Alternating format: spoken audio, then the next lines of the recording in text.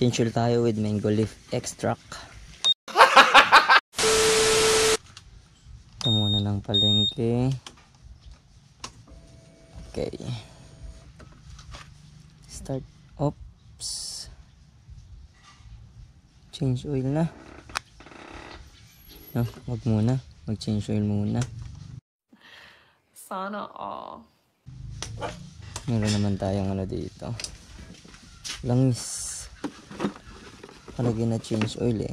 Obligado na tayo mag-change oil mga paps. Lagi tayo may dalang extra. May stock tayo palagi. Sana all. At para ano, change oil na natin para hindi na natin makalimutan mga paps bago tayo puntang bayan. Ito lang kailangan ko pala 12. Okay, 12 lang.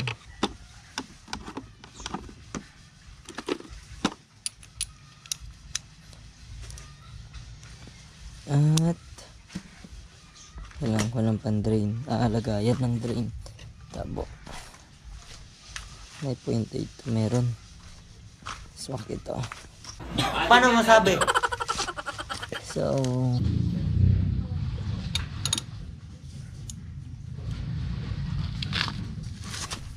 maigsi kasi yung handle eh.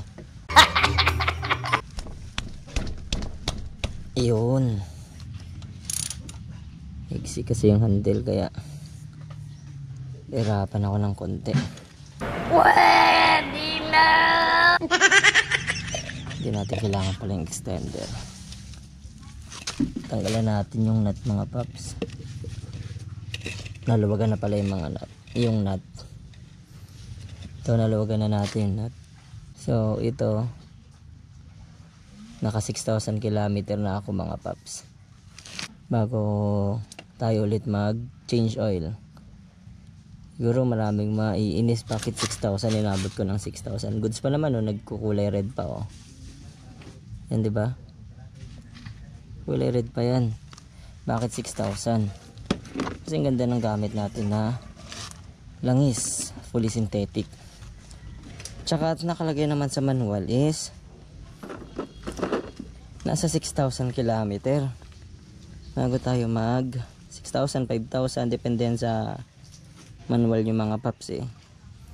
Kasi diba sinasabi nung iba is 1,500 change na o kaya 1,000, which is goods naman yun. Hindi ko sinasabing mali naman yung sinasabi nila.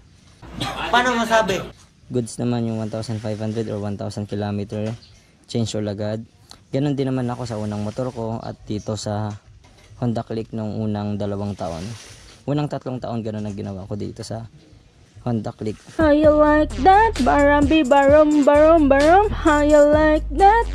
Pero syempre dahil medyo nagagastusan na ako, ginagawa ko ng 6,000.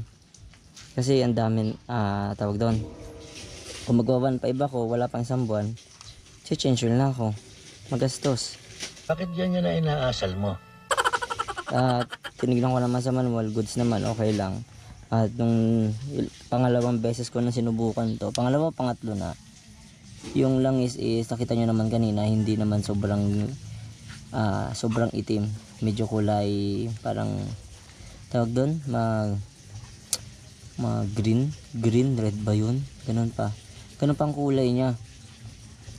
Kaya, okay naman ka ako. So, wag mo lang yung parang ano na siya. Tawag doon. Sobrang itim na, para na siyang tinta ng pusit. Pero hindi ko lang sinasabing gayahin nyo ako mga paps. Nasa sa inyo yan kung marami kayong budget. Mag-change oil kayo every 1.5 or 1,000 km. Huwag mong subukan. Na paano lang ako, medyo nagtitipid lang ako. Pero hindi naman ito nakaka-damage ng makina sa loob. As long as walang dumi at goods naman, maganda naman yung quality naman yung langis na kinakarga natin o pinapalit natin sa engine oil. Paano masabi? So mapapansin niyo mga paps, ito ayun, medyo yellow green ba ang ano niya, pula ito oh, di ba? So ito is performance naman ng Honda Click natin is goods pa rin.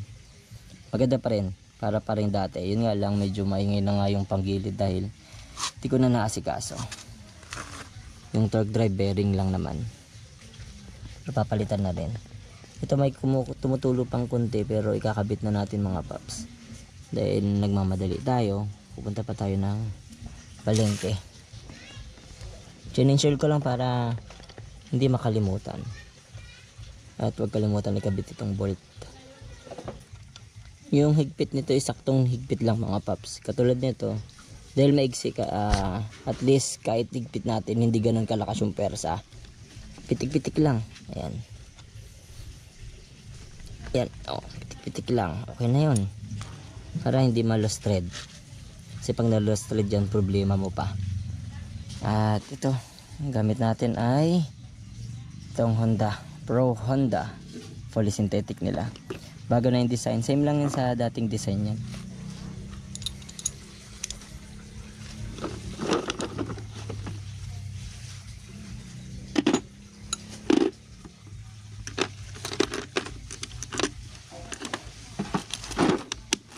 Kuha tayo ng dahon ng Indian mango.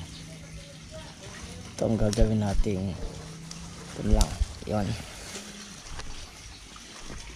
May budo tayo pero di pala swak doon. Kaya dahon ng Indian mango ang gagamitin. Dahon ng mangga. Ito ang gagamitin natin, pansalin.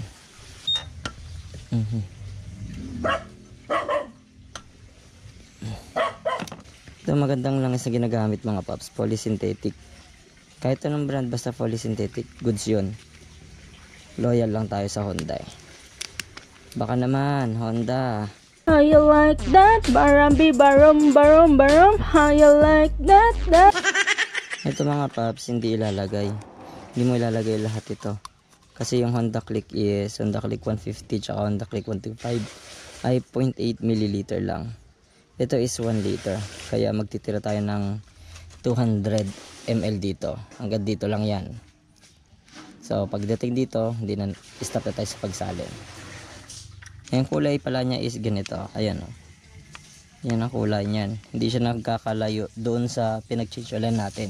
Pwede na! So 6,000 km to mga paps. Diba goods pa rin. Yellow green.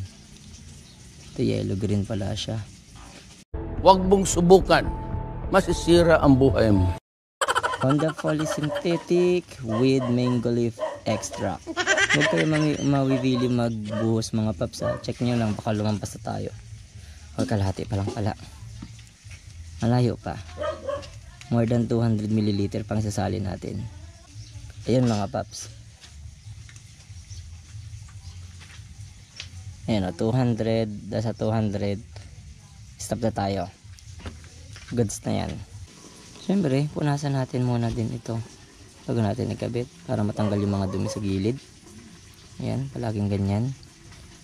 At ready na naman ang ating Honda Click. Tandaan yung paghihigpit dito mga paps sa oil cap is saktong pihit lang. Huwag sobra para hindi din ma-lost thread. So ngayon mga paps, tapos na tayo. Nag-change oil. Ready na at ito, meron tayong 200 na natira. Itong 200 is isasalin din natin sa naiipon natin tuwing nag-change oil tayo. At pang-apat na rin ito. Next time, hindi na tayo bibili ng langis. Dahil 200 times 4 is 800 ml. Tamang-tama sa next change oil natin.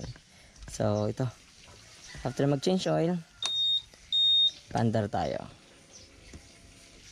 At syempre, i-reset pala natin yung oil change indicator. Tanggalin natin yan pala. At para hindi siya nakakairitang tignan. At ayun mga paps, wala na. Done na yung ating pag-change oil ng Honda Click. Ready to travel ulit. Pwede na ulit gamitin si Clicky. Ayan, done.